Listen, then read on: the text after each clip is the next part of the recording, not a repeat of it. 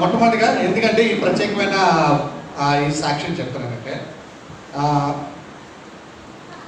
మొట్టమొదటిగా దేవుడు నా జీవితంలో అనేకమైన అద్భుత కార్యాలు చేశాడు. మొన్న మరణ పడక నుంచి కూడా, అంటే కోవిడ్తో ఎంతమంది చనిపోయారు, కొన్ని లక్షల మంది ప్రపంచంలో. అలాగే చెప్పండి, అందరూ 30 లక్షల మంది పైన చనిపోయారు. 35 లక్షలు ప్రపంచంలో, మన భారతదేశం, మన రాష్ట్రంలో కూడా ఎంతోమంది చనిపోవడం జరిగింది. మీ అందరూ చూశారు, కళ్ళారా విన్నారు, చూశారు కూడా. అయితే ఈ బైబిల్ పట్టుకొని నిజం చెప్తున్నా. ఫస్ట్ మా తల్లిదండ్రులు ఇద్దరు దేవుడికి సమర్పించుకున్న తర్వాత ఇద్దరు గవర్నమెంట్ జాబ్స్ చేశారు, మీ అందరికి తెలుసు. పాస్టర్ గారు కూడా సాక్షి నేవీలోని వర్క్ చేస్తే మనకి ఇప్పుడు సల్లుని సిస్టర్ గారు ఇప్పుడే చెప్పారు, ఇంకా 6 సంవత్సరాలు ఉంది అని అన్నారు. అంటే 6 సంవత్సరాలు ముందుగానే ఆవిడ ఆగిపోయారు అనుకోండి, అప్పుడు ఏమంటారు దాన్ని విఆర్ఎస్ అంటే వాలంటరీ రిటైర్మెంట్ సర్వీస్, అంటే ముందుగానే దిగిపోతారు. ముందుగానే వద్దనుకున్నాం, అది కొన్ని కారణాల వల్ల, అంటే పరిస్థితులు బట్టి, లేకపోతే ఏదో అంటే దర్శనం ద్వారా, లేకపోతే ఏదో ఒక కారణంతోనే ఉండేది. అయితే మన పాస్టర్ గారు ఏంటంటే ఇంకా 3-4 సంవత్సరాలు ముందు ఉండగానే విఆర్ఎస్ అంటే ముందుగానే వాలంటీర్ రిటైర్మెంట్ ఇచ్చారు. అలాగే చెప్పండి, అందరూ దేనికోసం ఇచ్చారంటే ఒకేసారి రిటైర్ అయిపోతే డబ్బులు వేరేగా వస్తాయి, ముందు రిటైర్ అయిపోతే డబ్బులు వేరేగా వస్తాయి. డబ్బుల కోసం కాదు, ఈ సంఘానికి కట్టడం కోసం, ఈ సంఘం అభివృద్ధి కోసం ఇక్కడ సేవ జరగాలని సమర్పించుకొని ముందుగానే. గవర్నమెంట్లో ఎవరు రిటైర్ అవ్వరండి, 60 సంవత్సరాలు అయ్యే వరకు కూడా ఎవరు రిటైర్ అవ్వరు. ఎందుకంటే నెలకి జీతం వచ్చేస్తుంది, నెల 40 జీతం వస్తుంది. పనిచేసినా కొన్నిసార్లు పని చేయకపోయినా, కొన్ని సందర్భాల్లో పని చేయకపోయినా వస్తుంది. అది మెడికల్ లీవ్ లేక రకరకాల లీవ్స్ పెట్టుకొని. అయితే దేవుడు ఏంటంటే చేసినప్పుడు ఈ కట్టినప్పుడు ఈ సంఘం కట్టబడింది. ఈ సంఘం కట్టినప్పుడు మొట్టమొదటి తొలి వ్యక్తి మన ఫిలిప్ గారు, అలాగే చెప్పడం అందరూ ఆయన మొట్టమొదటి. సో అక్కడి నుంచి ఎంత సంఘం అంతా కట్టడం జరిగింది. తర్వాత ప్రభుదాస్ గారు, ఎస్టీఆర్ గారు, ఇంకా అందరూ రెపకమ్మ గారు, ఇంకా చాలామంది, ఇంకా సంతోషమ్మ గారు అందరూ రావడం జరిగింది. ఎందుకు ఈ చరిత్ర చెప్తున్నానంటే, ఈ సంఘంలోకి వచ్చినప్పుడు చాలామంది బైబిల్లో ఒక మాట ఉంది ఏంటంటే, ఒకరు ఎవరైనా యాజకుడు చేశారు. మరి యాజకుడు అంటే ఎవరు? పాస్టర్ గారు కదండి. పాస్టర్ గారు కొడుకులు ఏమవుతారు? కొడుకులు కూడా పాస్టర్లు అవుతారా? పాస్టర్లు అవరా?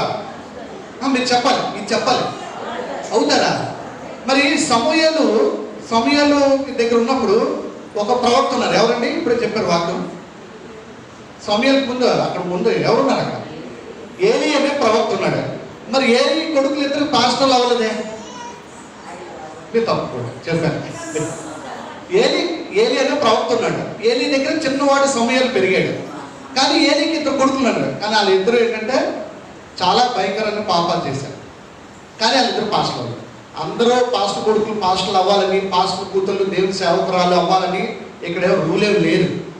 దేవుడు కూడా ఏం చెప్పలేదు. ఎవరైతే వ్యక్తిగతంగా సమర్పించుకొని దేవుని కోసం చేస్తారో వాళ్ళకే దేవుడు ఆధిక్యత ఇచ్చాడు. అలాగే చెప్పండి, అందరికీ అది రాదండి. మీరు అనుకుంటున్నారు అలాగే కొడుకులేదు.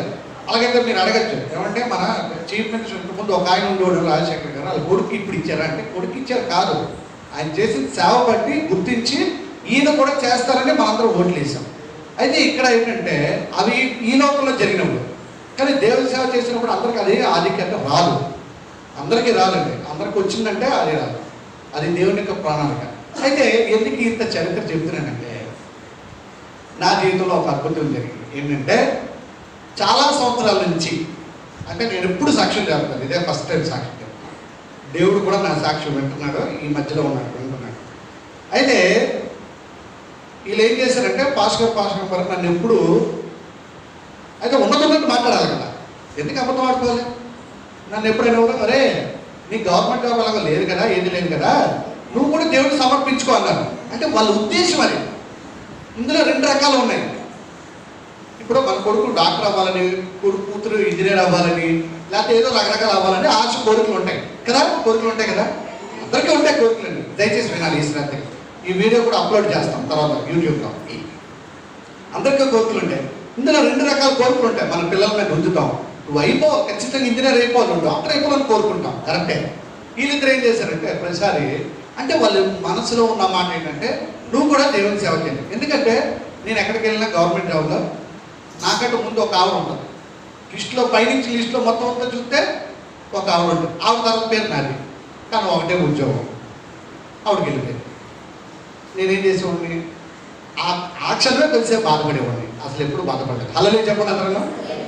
తర్వాత ఏ లిస్టులోకి వెళ్ళా మీరు ఎక్కడ చూసుకోండి, నెట్లో కొట్టి నా పేరు కూడా వస్తుంది, మీరు లిస్టులో ఏం కావాలని చూపిస్తాను సాక్ష్యంతో సహా.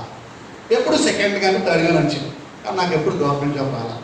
అసలు ప్రవీణ్ సాగర్ కన్నా నాకు ముందే రావాలి. 98లోనే ఫస్ట్ నాకు బ్యాంక్ జాబ్ రావాలి, 97, 98లోనే. హల్లెలూయా చెప్పండి అందరూ.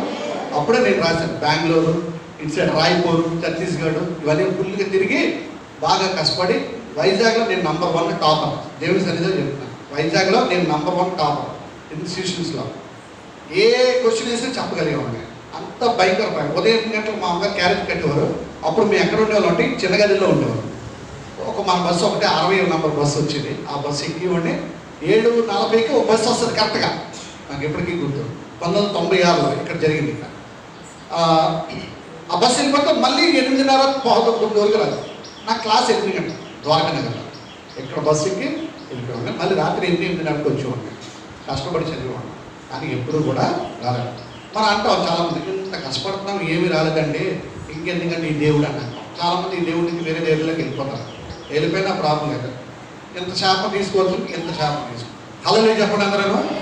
అయితే నేనేం చేశానంటే, వీళ్ళిద్దరూ ఏం చేశారంటే, ఏంటి వీడి జీవితంలో ఎప్పుడు చూసినా ఒడిదడికిలే, నా జీవితంలో అన్నీ అప్ అండ్ డౌన్స్. మీరు అనుకుంటున్నారా ఇంత సంతోషంగా షర్టు ప్యాంటు మంచిగా నీట్గా చక్కగా కలదలు పెట్టుకొని అది చేసుకొని ఎంత మంచి జీతం వస్తుంది హ్యాపీగా మీరు అనుకుంటున్నారు. నా జీవితంలో ఎక్కువగా సంతోషాలు కానీ దుఃఖాలు ఎక్కువ. హల్లెలూయా చెప్పండి అందరూ. కానీ అదన్నీ ఎలా అధిగమించానంటే దేవుళ్ళలోనే అధిగమించాను. హల్లెలూయా చెప్పండి అందరూ. యాక్చువల్గా నేను చాలా ఘోర పాపం దేవుని సన్నిధిలో చెప్పాలంటే, మీకంటే ఎక్కువ పాపం చేస్తున్నాను నేను. అయితే వీళ్ళిద్దరూ పాస్టర్ గారు ఎప్పుడు నాకు ఏమనుకున్నాను, ఏంటి ఎప్పుడు రావట్లేదు, ఎక్కడ చూసినా త్రుటిలో మిస్ అయిపోతుంది. అయ్యో పాపం వాళ్ళకి ఫస్ట్ వాళ్ళకి సెకండ్ నాకు అక్కడ వెళ్ళిపోతుంది.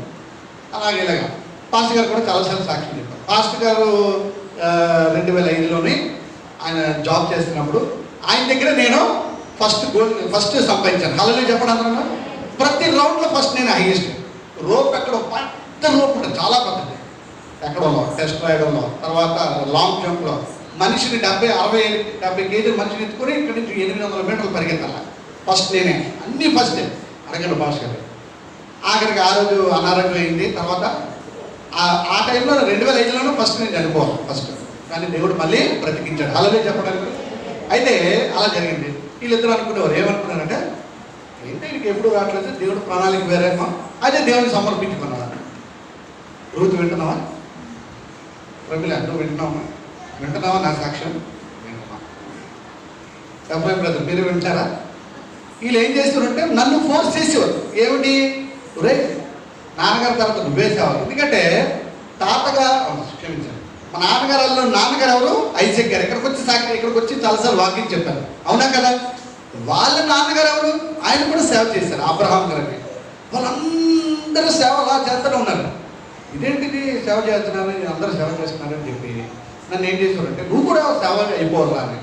ఇదే ఇంత చదువుకున్నాను, చిచ్చి ఈ దేవుని సేవ అంటే కావుతో వాకింగ్ చెప్తాను అంతేగాని నేను సేవ చేయడం ఏంటి, నేను కూడా సేవ చేయను, నేను అసలు సేవే చేయను సార్. ఏంటి ఏమన్నా నేను అసలు చేయను సేవ చేయను, నాకు వద్దు. ఎందుకు ఇదే, ఎవడు ఆత్మలు ఎవడని రక్షిస్తాడు. నేను ఒక గంట బయటకు వెళ్తే నాకు 3,000 రూపాయలు 4,000 రూపాయలు ఇస్తాను తెలుసా. నేను ఒక గంట కానీ గంట కానీ పాఠం చెప్తే నాకు 3,000 కానీ 4,000 కానీ ఇస్తాను. మీ పిల్లలు కానీ ఎవరికైనా ఇప్పటికి నాకు ఇప్పుడు 5,000 అయిపోయింది, ఇప్పుడు 5,000 అయిపోయింది. ఒక గంట చెప్తే చాలు నాకు 5,000 డబ్బులు వస్తాయి. కానీ వీళ్ళిద్దరూ ఎప్పుడు చూసినా నువ్వే సేవ చేయాలరా నాన్నగారు, ఒక నాన్నగారు తర్వాత తదనంతరం తర్వాత నువ్వే చేయాలి అనుకో. ఏంటి మా చుట్టాల దగ్గరికి వెళ్తే ఇదే పని ప్రతి ఒక్కరు, మా నాన్న తర్వాత నెక్స్ట్ నువ్వేరా మీ నాన్నగారు, ఇదే అనేవారు. అది ఎలా ఉండేదంటే నాకు చాలా చిరాగ్గా ఉండేది. ఇదిగోండి నిజంగా పడుతుంది అబద్ధం, చాలా చిరాగ్గా ఉండేది. ఎంత చదువుకుని, ఎంత ఇంగ్లీష్ మాట్లాడి, ఎంత మ్యాథ్స్ సబ్జెక్ట్ పెట్టి ఎలాంటిదైనా దూసుకెళ్ళి ఎలా పిల్లలకి ఎంత బాగా ఫస్ట్ 90% ప్రతి పిల్లలకి వస్తుంది. అలా నేను చెప్పండి అందరూ అంత బాగా ఇంత టాలెంట్ ఇచ్చిన దేవుని సేవ కూడా చేస్తారు బాబా అనుకున్నాను నిజంగా. కానీ ఏమిటంటే నేను నిజంగా చెప్తున్నాను, అసలు నేను బైబిల్ కోర్స్ కానీ బైబిల్ స్టడీ, బైబిల్ చదువుతాను, బైబిల్ వాక్యం చెప్తాను, అంతవరకే నా బాధ్యత. కానీ నేను బైబిల్ కోర్స్ కానీ ఈ జన్మలో అంటే చచ్చే వరకు కూడా అసలు నేను బైబిల్ కోర్సు చేయదలుచుకోవాలని నిర్ణయించుకున్నాను. అలాగే చెప్పడం అందరూ ఈ బైబిల్లో కోర్సు ఉంటుంది, ఉత్తరికి అలా తెలియడం కాదు. మీకు వివరంగా ఇక్కడ కూర్చొని నించొని గంట సేపు వాక్యం చెప్తున్నంటే మాకెంతో దేవుడు మాకు జ్ఞానం ఇస్తే కానీ మీకు చెప్పలేం. అది కరెక్ట్గా. కొంతమంది మాకంటే జ్ఞానంగా ఉన్నవాళ్ళు ఇక్కడ కూర్చొని అరే నువ్వు తప్పు చెప్పారో ఫలానా దేవుడు చెప్పారో అని అంటారేమో. బైబిల్లో ఇంకెక్కడైనా ఏ పాఠాలు Telugu, Hindi, English, social science తప్పులు చెప్పడం పర్లేదు, కానీ బైబిల్ వాక్యంగా తప్పులు చెప్తే మనకే శిక్ష మాకే. మీరు ఒకటి తింటారు, మేము 4 తింటాం. అయితే ఏమైందంటే నిజంగా మా ఆవిడ కూడా అనేది, బాబు కొంతకాలం అయిన తర్వాత ఆవిడ కూడా నువ్వు ఉద్యోగం చేయడం మంచిది అనేవాడు. కొంతకాలం అయిన తర్వాత మా ఆవిడ కూడా సోమజ్యోతి గారు ఆవిడ ఏమని తెలుసు సార్, నువ్వు కూడా దేవుని సేవకి వెళ్ళిపోవాలి, కొడతానన్నా. ఏమన్నా ఎంత బాగా నవ్వారు, అలాగే చెప్పండి, బాగా అలాగే చెప్పండి. కొడతానన్నా చిన్న కొట్లు కొట్టాలే, కొట్టుకోవడాలు భార్య భర్తలకు సాధనంగా ఉంటాయి కదా. ఎవరో తినకుండా లడ్డూలు లేకుండా ఎవరికి రావు కదా, అవునా కదా. చాలా బాగా నవ్వినందుకు మీ అందరికి వందనాలు. అయితే కొడతానండి, అయితే కొట్టి చూడండి.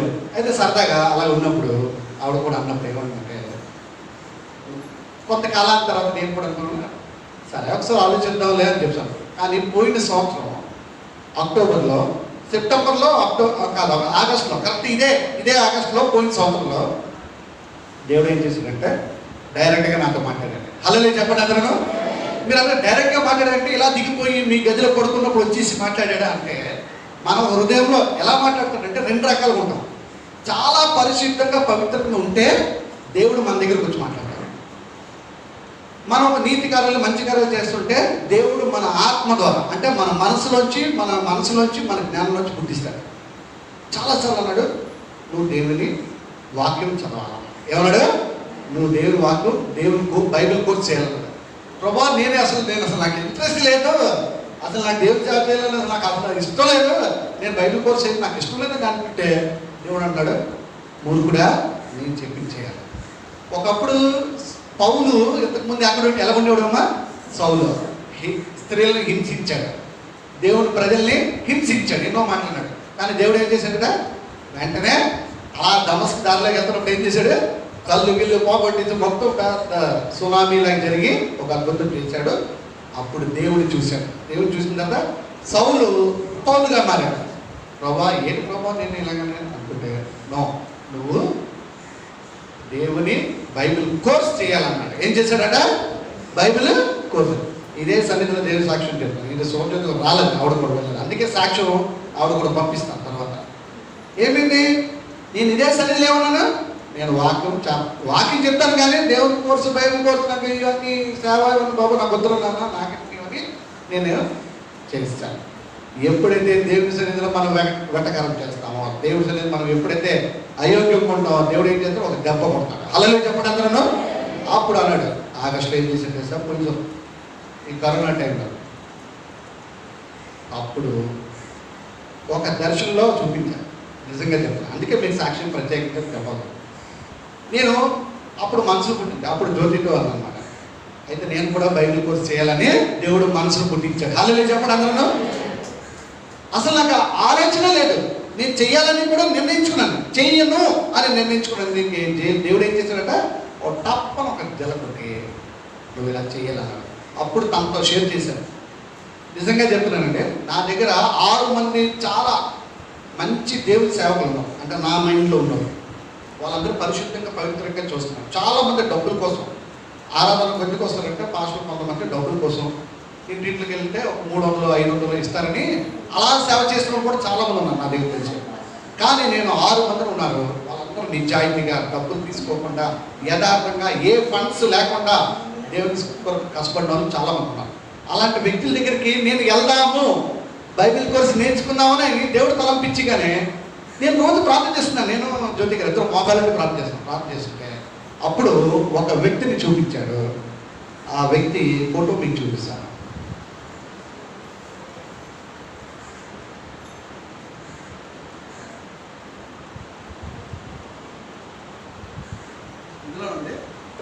ఇందులోనే ఉంది, మీ అందరికి తెలిసిన వ్యక్తి.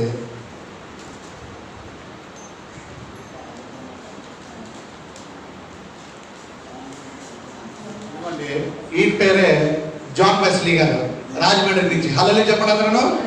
అందులో ఇద్దరు జాన్ వెస్లీ గారు ఉన్నారు. ఒకరు పెద్ద జాన్ వెస్లీ, అది హోసన్నా మినిస్ట్రీస్. ఇది జాన్ వెస్లీ మినిస్ట్రీస్ అండి. ఈయన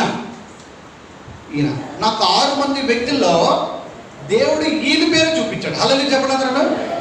నిజంగా చెప్తున్నా, నేను ఊహించలేదు, నేను అనుకోలేదు కూడా. ఇక్కడ షాలేం ఇజ్రాయెల్ అని ఒక ఆయన ఉన్నారు. ఆయన కూడా నిజాయితీగా వర్క్ చేస్తాడు. చిన్నప్పటి నుంచి నాకు తెలుసు, మా సీనియర్ ఆయన, పెద్ద ఆయన కూడా దేవుడి కోసం బాగా కష్టపడతారు అన్నమాట. ఆయన దగ్గరికి వెళ్దాము అంటే గాజువాకలు ఉంటారు. బైబిల్ కోర్స్ ఆయన దగ్గర నేర్చుకుంటే చాలా విషయాలు నాకు ఇంకా తెలిస్తే నేను నిర్ణయించుకున్నాను, అనుకున్నాను. దేవుడు ఏమన్నా వద్దు, అక్కడికి వెళ్ళద్దు, ఈయన దగ్గరికి వెళ్ళని చెప్పేసి అనుకుంటాను. చూడండి ఎంత గొప్ప. ఈయన ఏం చేశారంటే, ఈయనకు దేవుడు దర్శనించారు. చూడండి ఎలా జరిగింది. నేనేం బైబిల్ కోర్స్ చేయాలనుకుంటున్నాను. ఈ జాన్ వెస్లీ అనేవాడు ఏంటంటే, ఈయన చాలా దైవజనుడు, 20 సంవత్సరాల నుంచి వర్క్ చేస్తున్నాడు దేవుడి సన్నిధిలో. ఈయన ఏం చేశాడు, దేవుడు ఆయన తలపించాడట. ఆయన ఏం చేశాడు, ఒక బైబిల్ కోర్స్ స్టార్ట్ చేద్దామని దేవుడు ఆయన్ని దర్శనించాడట. హల్లెలూయా చెప్పండి అందరూ. అమ్మా మీకు అర్థమైందా? నేనేంచి బైబిల్ కోర్స్ చేయాలని అనుకున్నాను. ఆయన ఏమనుకుంటున్నాడు, ఇన్ని సంవత్సరాల నుంచి దర్శకుల్లో ఆయన చూపించారట. దేవుడు ఏం చేశారట, బైబిల్ కోర్స్ అనేక మందికి చేయించాలి అని చెప్పి నేను అనుకుంటున్నాను. నేను చూడగా అనుకుంటున్నాను. సడన్గా అనౌన్స్మెంట్ చేశారు యూట్యూబ్లో. ఏమైనా అనౌన్స్ చేశారట, ఎవరైనా బైబిల్ కోర్స్ చేయాలంటే మా దగ్గర రండి అని చెప్పి. చూడండి ఎంత దేవుడు అద్భుత కార్యాలు. అలాగే చెప్పడమ్మా, మనం ఊహించిన దానికంటే అత్యధికంగా దేవుడు ఇస్తాడు. నువ్వు ఫలానా ఆశించావు అనుకో, నీకు రాదు. నువ్వు ఏదైతే ఆశించకుండా ఉండి దేవుడి సన్నిధిలో పెట్టి అడిగితే దేవుడు మీకు దర్శనం. అప్పుడు ఈయన పిహెచ్డి చేశారు, అమెరికాలో పిహెచ్డి చేశారండి. ఆ పిహెచ్డిలో పావు వంతు అంటే ఎంత అంటే ఒక 25%. ఈయన అమెరికాలో పిహెచ్డి బైబిల్ కోర్స్ చేసిన 25 వంతు అంటే పావు వంతు మాకు ఇచ్చాడు బైబిల్ కోర్స్. కానీ ఈ బైబిల్ కోర్స్ లాగా లేదు. ఎలా ఉండాల్సింటే 70 సంవత్సరాలు వచ్చినా సరే ఇంకా నేర్చుకుంటూనే ఉండాలి. అలాగే చెప్పండి అందరూ. అంత కష్టంగా ఉందండి. ఒక పేజీ చదివేసరికి అసలు సరిపోవట్లేదు జ్ఞానం. అంత చాలా చాలా చాలా నా దగ్గర ఉంది, ఇంట్లో మొత్తం ఇన్ఫర్మేషన్ ఉంది. 6 నెలల కోర్సు, 6 నెలల కోర్సు లాగా లేదండి, 60 సంవత్సరాల కోర్సు లాగా ఉందండి. అలాగే చెప్పండి అందరికీ. అంత కష్టపడి కూర్చోబెట్టి బుక్స్ అన్నీ రాశానండి. రోజు ప్రే చేశాను. ఎన్ని గంటలు కష్టపడ్డాను తెలుసా? రోజుకి 6-7 గంటలు కష్టపడ్డానండి. అలాగే చెప్పండి అందరూ. మీలాగా మీరు ఇంట్లో బట్టలు వండుకుంటారు, వంటలు వండుతారు కదా, అదే టైంలో నేను వంటలు బదులు ఏం చేసేవాడిని తెలుసా? బైబిల్ కోర్స్ రాశాను. మొత్తం 4 బుక్కులు సబ్మిట్ చేశాను. చేసి ఒక ప్రత్యేకమైన ఒక సర్టిఫికెట్ ఇచ్చాను. పాస్ గారు దేవుని సమక్షంలో ఇది ఓపెన్ చేస్తారు. ఈ సర్టిఫికెట్ ఇచ్చారు. నా జీవితంలో చాలా అద్భుతం జరిగింది. చాలా చాలా చాలా అద్భుతం జరిగింది. నేను ఊహించలేదు. నేను అసలు దేవుని వాక్యం చెప్పడం వరకే చెప్తాను, కానీ ఈ దేవుని బైబిల్ కోర్సు చెయ్యను అని నిర్ణయించుకున్న ఇదే సన్నిధిలో దేవుడు ఏం చేశాడట, బైబిల్ కోర్సు చేశాడు. ఇది పాస్టర్ గారు ఇప్పుడు ఓపెన్ చేస్తారు. ఓపెన్ చేసి చూపిస్తారు. పాస్టర్ గారు సరిపోదు.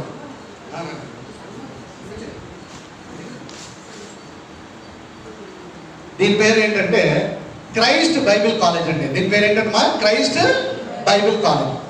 పాస్టర్ గారు ఓపెన్ చేస్తారు. ఓపెన్ చేసి మీ అందరికీ చూపిస్తారు. వీడియో కూడా అందరూ చెప్పండి పడండి. ఇదిగోండి సర్టిఫికేట్.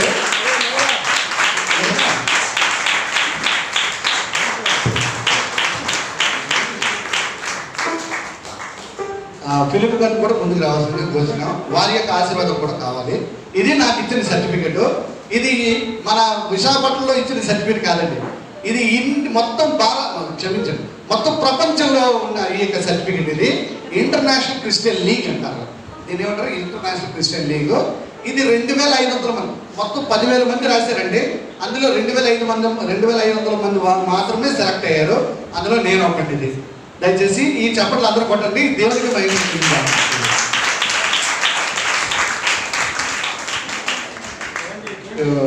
పాస్టర్ గారు ఒక మాట చెప్తారు. చెప్పిన తర్వాత పాస్టర్ గారు ఒక మాట చెప్పిన తర్వాత ఇది తర్వాత ఫిలిప్ గారు ఇంకొక మాట చెప్పి నేను ముగించేస్తాను.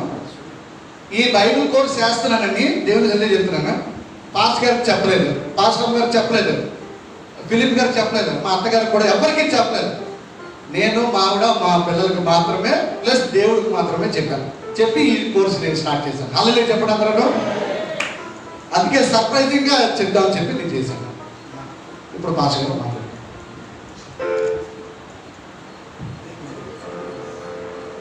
ప్రియ సంగమ దేవుని బిడ్డలారా, మరి నేను బీడీ బ్యాచులర్ ఆఫ్ డివినిటీ అనే కోర్సు హైదరాబాద్ అంటే కలకత్తాకి బేస్ అయిన విలియం కేరీ మిషన్స్లో నేను బ్యాచులర్ ఆఫ్ డివినిటీ బీడీ పట్టభద్రుని 4 సంవత్సరాలు చేశాను. మరి అప్పటి నుంచి కూడా మేమిద్దరం కూడా పెద్దబాబుని ఎలాగైనా లాగాలి దేవుని సేవలోకైనా అనుకుంటున్నప్పుడల్లా ఎప్పుడూ మాకు నిరుత్సాహం వచ్చింది. కేర్ సింగ్ గారు కూడా ఒక మిషన్ పెట్టారు. వారి దగ్గర కూడా అప్లికేషన్ తెచ్చాము. మరి వీళ్ళు వెంటనే చిప్ పారేశారు, మాకు ఇప్పుడు కాదని. మరి దేవుడు అంచెలంచెలుగా ఒక 15 సంవత్సరాలు అయింది అంటే 15 సంవత్సరాలు 20 సంవత్సరాలు దగ్గర నుంచి సేవకు అప్పచెప్తామని, ఉద్యోగం చేసుకోండి సేవ చేయండి అని నాకు దృక్పథం. మరి నేను ఆ విధంగానే ఉద్యోగం చేస్తూనే నాకున్న సెలవులన్నీ హైదరాబాద్లో కూర్చొని కఠినమైన పరీక్షలు ప్రతి సంవత్సరం 6, ఆఖరి సంవత్సరంలో 6 సెనేట్ పేపర్లు, అంటే కొచ్చిన్ వెళ్తుంది, కేరళ వెళ్తాయి ఇలాగా. కనుక అంత కష్టమైన దాంట్లో దేవుడు నాకు విజయం ఇచ్చాడు. హల్లెలూయా. ఈ దినం మరి నా యొక్క జీవితం ధన్యమైంది. దేవునికి మహిమ కలుగుతుంది కాక. నా జీవితంలో అనుకున్నది ఈ దినం నెరవేరుస్తారని నేను నా జీవితంలో అనుకోలేదు. అందుకే కంటికి కనబడినవి అనేకం ఉన్నాయి. కనుక అందులో మరి మా విద్యాసాగర్ బాబు 100 రోజుల కోర్సు కానీ 6 నెలలు పట్టింది వీళ్ళిద్దరూ. నేను వెళ్ళినప్పుడల్లా ఏదో రాస్తున్నారు భార్యాభర్తలు ఇద్దరు. ఎక్కడ బాబు మా అందరికి తెలిసింది కాదు, చాలా సీక్రెట్గా చేశారు. అది చాలా మొత్తం. కనుక ప్రియ దేవుని పెట్టారా, ఆ రీతిగా దేవుని యొక్క సేవ కొరకు 4 పుస్తకాలు మరి చక్కగా రాశారు. మరి ఈరోజు పట్టుభద్రుడు అయ్యాడు. మరి నాకు ఎంతో సంతోషం. మరి మీరు, నేను, అందరూ, బాబు, నేను, అందరూ, అమ్మగారు అందరూ పరిచయం చేస్తాం. కాబట్టి మీరు ఎల్లప్పుడూ మాతోనే ఉండి ఈ ప్రతి కార్యక్రమంలో దేవుని మహిమ చెల్లిద్దాం. మరి ఈరోజు పట్టుభద్రుడు అయినందుకు అందరూ చెప్పలు కొడదాం.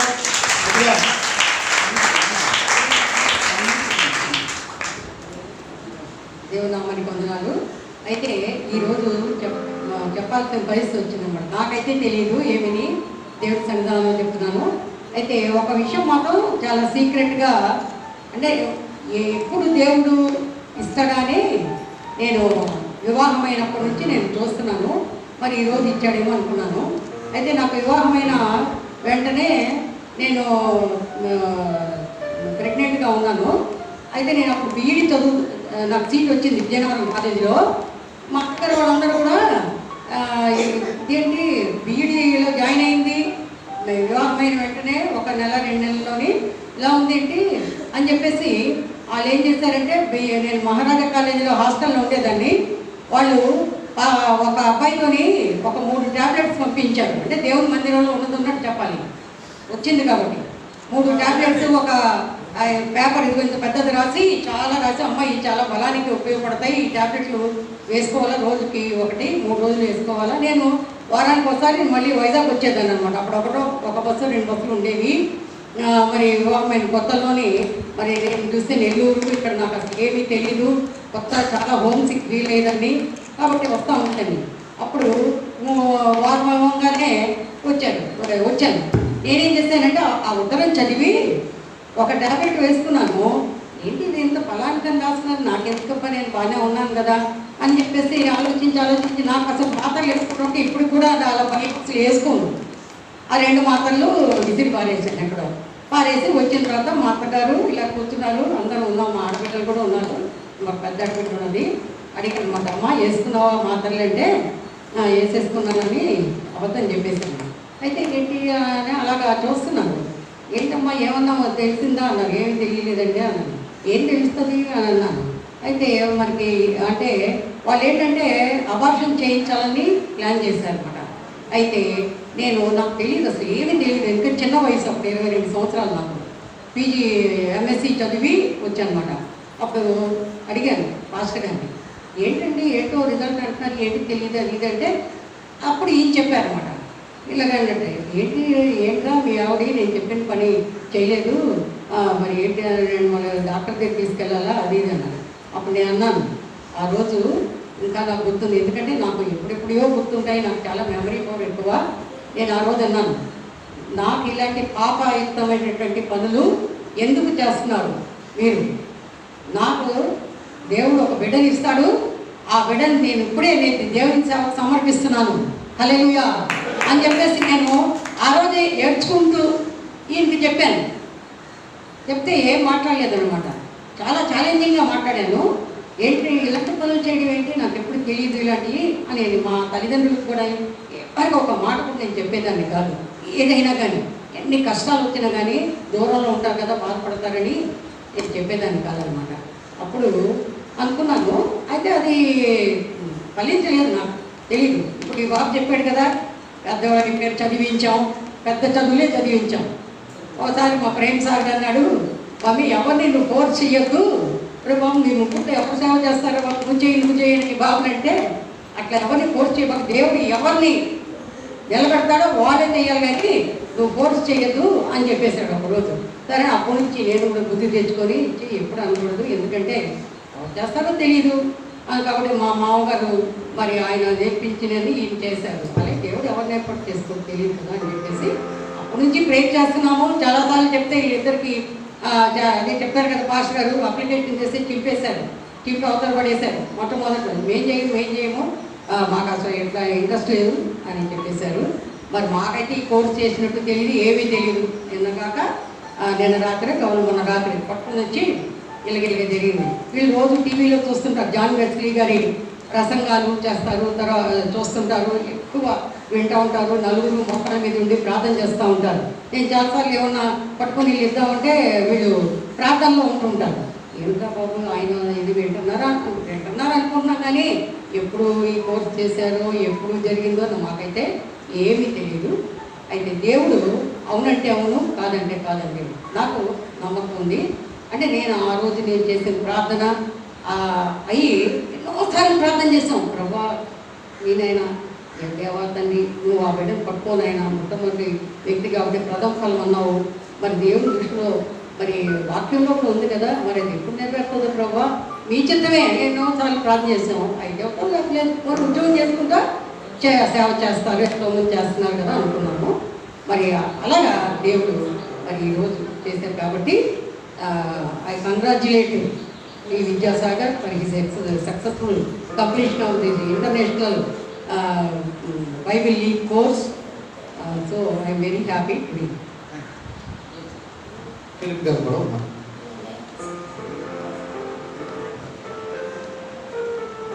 దేవుడు అందరికీ వందనాలండి. దేవుడు ఈ అవకాశం ఇచ్చినందుకు వందనాలు తెలుస్తున్నాను. ఎందుకంటే బాబు నాకు తెలిసినప్పటి నుంచి కూడా దేవుడిలో ఉండాలని అందరూ చెప్పేవారు, కానీ ఎప్పుడు దేవుడిలో ఉంటారు కానీ దేవుడు సేవ చేయడానికి ఇష్టపడేవాడు కాదు. అయినప్పటికీ ఆయన తలంపు అలాగ ఉంది, దేవుడి తలంపు ఇలాగ ఉంది. అయితే దేవుడు ఎప్పుడు ఎవరికి ఏది ఇస్తాడు అనేది సమయ సందర్భాన్ని బట్టి జరుగుతూ ఉంటుంది. కాబట్టి దేవుడు ఈ రోజుకి దేవుడిని ఎదగాలని ఎన్నో సమస్యలు దేవుడు పెట్టాడు. అయినా ఇప్పటికీ కూడా ఆయన తెలుసుకున్నాడా లేదా అనేది కూడా ఆయనకే తెలియాలి, ఎందుకంటే మనకు తెలియదు. కానీ ఈ కోర్సు చేయడంలో అర్థమవుతుంది అనమాట. ఎందుకంటే ఇతనిలో ఉన్నటువంటి మార్పు దేవుడు చెప్పినట్టు చేయకపోతే ఇలా జరుగుతుంది అనేది విషయం ఈ కష్టాలన్నీ అనుభవించాడు అనమాట. అయితే దేవుడు ఈ విధంగా ఇచ్చి ఈయన అభివృద్ధి పొందించేలా చేయాలని, దేవుడు మాటకి శిక్ష వహించాలని ఈ నిర్ణయం దేవుడు తీసుకుని ఇన్నాళ్ళకి కోర్సు చేయించి ఈ దేవుడిని ఇంకా ఎదగాలని దేవుడు ప్రణాళిక ప్రకారంగా జరిగించాడు. అంటే మనం కూడా అంతే, దేవుడు ఎప్పుడు మనల్ని ఎలా పట్టుకుంటాడో, దేవుడు ఎలా నడిపిస్తాడో, మనకి ఏ ప్రమాదాలు వస్తాయో, ఏ మేలు జరుగుతుందో మనకు తెలియదు. కానీ మనకి కూడా ఎప్పుడు తెలుస్తుంది, దేవుడిలో ఉన్నప్పుడే మనకి దేవుడి గురించి తెలుస్తుంది. దేవుడిని మనం ఆశలు చేస్తే మన పనులు కూడా ఆశలుగానే ఉంటాయి, ఏది కూడా పూర్తవదు. అయితే దేవుడిపై పూర్తి విశ్వాసం పెట్టుకుంటే ఆ రోజే ఈయన ఇంకా పెద్దగా దేవుళ్ళు ఎదిగేవాడు. కానీ ఈరోజు దేవుళ్ళు ఎదిగినప్పటికీ ఒక సర్టిఫికెట్, ఒక పట్టా, ఒక హోదా, ఒక దేవుడి సేవకుడు అనేటువంటి దేవుడి దృష్టిలో ఒక మంచి పేరు అనేది లేకపోతుంది. కానీ ఈ రోజుకి దేవుడి దృష్టిలో కూడా ఈ కష్టాలన్నీ తొలగించి ఒక మంచి యోగ్యత ఇచ్చాడని నేను నమ్ముతున్నాను. అదే దేవుడు ఈ అవకాశం ఇచ్చి బిడ్డని నేను ఈ విధంగా దీవించినందుకు వందనాలు. ఉద్యోగం ఇన్నాళ్ళ బట్టి రాలేదని చింత లేదు. హ్యాపీగా దేవుళ్ళు ఎదగడం అనేది చాలా గొప్ప విషయం. ఎవరికి లేని భాగ్యం వీరికి ఇచ్చారని నేను నమ్ముతూ మీ అందరూ ఆయన కోసం ప్రార్థన చేయాలని చేస్తున్నామని అడుగుతున్నాను. ఆఖరిగా ఒక మాట చెప్పేసాను, ఇది చేశాను ఈ కోర్సు. ఇప్పుడు జాబ్ చేస్తూ ఉన్నాను. అయితే దేవుడు ఫుల్ టైంగా, అంటే దేవుడు ఇంకా కంప్లీట్ జాబ్ మానేసి ఇంకా సంపూర్ణంగా సేవకి ఎప్పుడు వస్తానో తెలీదు. మీరు ప్రార్థన చేయండి. కానీ ఈ పట్టతోనే దేవుళ్ళలోనే స్టార్ట్ అయినాయి. నీతిగా, నిజాయితీగా, నమ్మకంగా అంతం వరకు, నేను బ్రతికినంత వరకు నమ్మకంగా, యథార్థంగా దేవుని సన్నిధిలో జీవించాలని ఒక నిర్ణయం మొన్న తీసుకున్నాము. ఇంకా ప్రతినిత్యము చిన్న ప్రతి పాపం నుంచి దేవుడు తప్పించాలని, ఇంకా అనేక విషయాల్లో అభివృద్ధి పడాలని చెప్తూ మీకు సహాయం చేస్తున్నాను. తమ్ముడి గారు ఒక మాట. టైం కూడా అయిపోయింది. మరి ఇక్కడే తెలియజేయడం జరిగింది. ఎవరికి తెలియదు, ఇక్కడే సడన్గా చెప్పడం జరిగింది. మామూలుగా అయితే మా పాస్టర్ చెప్పినట్టు జాన్ వెస్లీ గారి యొక్క ఆరాధన ఇవన్నీ కూడా వాళ్ళు ప్రతిరోజు సాయంత్రం ఉంటారు. కుటుంబంగా మరి ప్రార్థన చేయడం కానీ, పాట పాడడం అన్నీ కూడా చాలా చక్కగా చేస్తూ ఉన్నారు. మరి ఇలా కోర్స్ చేస్తాడు మాకు ఎవరికి తెలియదు. దేవుడు ఎవరు నడిపిస్తే వాళ్ళకి దేవుడు చేస్తాడు. ఇప్పుడు ఇందాక చెప్పినట్టు గవర్నమెంట్ జాబ్ లేకపోతే సేవకు రావడం అనేది అది కాదు. కానీ దేవుడు ఇప్పుడు మన సతీష్ కుమార్ గారు ఉన్నారు, ఎవరు అలాగే అందరూ కూడా గవర్నమెంట్ జాబ్ చేసుకోలే. ఇప్పుడు నేను ఉన్నా అలా ప్రైవేట్ సార్ మీద చాలా మంది గవర్నమెంట్ జాబ్స్ చేస్తున్నారు ఉన్నారు. ఇప్పుడు దేవుడు ఇప్పుడు నన్ను పిలుచుకొని సేవకు రావడానికి నేను కూడా వదిలిసి రావాల్సిందే. గవర్నమెంట్ జాబ్ ఉంటే సేవ లేకపోతే అని కాదు. కానీ దేవుడు ప్రతి ఒక్కరిని వాడుకుంటాడు. అదేవిధంగా మన సెక్రటరీ గారిని కూడా వాడుకున్నారు. మరి ఇప్పుడు చెప్పినట్టు ఫుల్ టైం మినిస్ట్రీకి మరి మీరు ప్రార్థన చేయండి. మరి దేవుడు ఎవరిని వాడుకుంటాడో తెలీదు. మరి అందరూ కూడా మరి ఎవరైనా ఏదైనా సరే మనం ఏ జాబ్ చేసినా ఎక్కడ ఉన్నా సరే మనం దేవుని మాత్రం మనం చింతించాలి. మరి మన ఈరోజు మా కుటుంబం తరఫున మరి కంగ్రాచులేషన్స్ తెలియజేస్తాము. అదే మొదటి వారం, వచ్చే నెల మొదటి వారం మరి ఆ రోజు బాబుకి ఫుల్ స్టేషన్ చేద్దాం. ఆ రోజు షాలది కప్పి అందరూ ప్రార్థన చేద్దాం సంఘం తరఫున. కనుక మీరు ప్రార్థన చేయండి ప్రతి ఒక్కొక్కరు ఆ దినం కొరకు. Thank you. మహాపరిశుద్ధుడైన మా ప్రభువా నీకు స్తోత్రాలు. తండ్రి సేవకుడిగా తండ్రి తయారవుతున్న నీ బిడ్డకు తండ్రి ఇప్పటి వరకు నీ ఇచ్చిన కృపలు పొందనాలు. తండ్రి సేవకు 6 నెలలు అయిపోయింది. అప్పుడే తండ్రి తన పుస్తకాలు రాయడం మొదలుపెట్టినప్పటి నుంచి సబ్మిట్ చేసి ఈ యొక్క పట్టా తీసుకునే వరకు అప్పుడు ఇన్ని దినాలు గడిచిపోయి ప్రభా నీ స్తోత్రాలు తండ్రి. ఆయన మినిస్ట్రీలో ఉన్నట్టే లెక్క. మరి తండ్రి నీ బిడ్డను తండ్రి నీ యొక్క చిత్త ప్రకారంగా ఆశీర్వదించి దైవాశీర్వాదాలు కృమరించి సమస్తమునకు ఆధిపత్యం మీరించి నడిపించమని, అలాగే తండ్రి సంఘమంతా తండ్రి విన్నందుకు వందనాలు తెలియజేస్తూ, అలాగనే పిలిపయ్య గారిని బట్టి, అలాగే ప్రేమ్ సాగర్ గారిని బట్టి వందనాలు తెలియజేస్తూ, తండ్రి విద్యాసాగర్ బాబుని ఇంకనూ తండ్రి అనేక రీతిలుగా హెచ్చించి నీ స్వార్థ పరిచర్యలు వాడుకోటకు సాధనంగా మీరే తయారు చేసి మయం పొందమని యేసు రక్షకుని పేరట ప్రార్థన విజ్ఞాపన మిక్కిలిగా అడిగి వేడుకుంటున్నాను తండ్రి. ఆమేన్.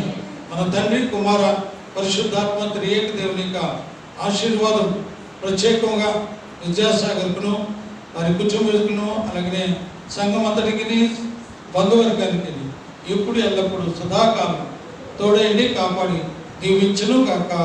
ఆమేన్. హల్లెలూయా. కంగ్రాచులేషన్స్.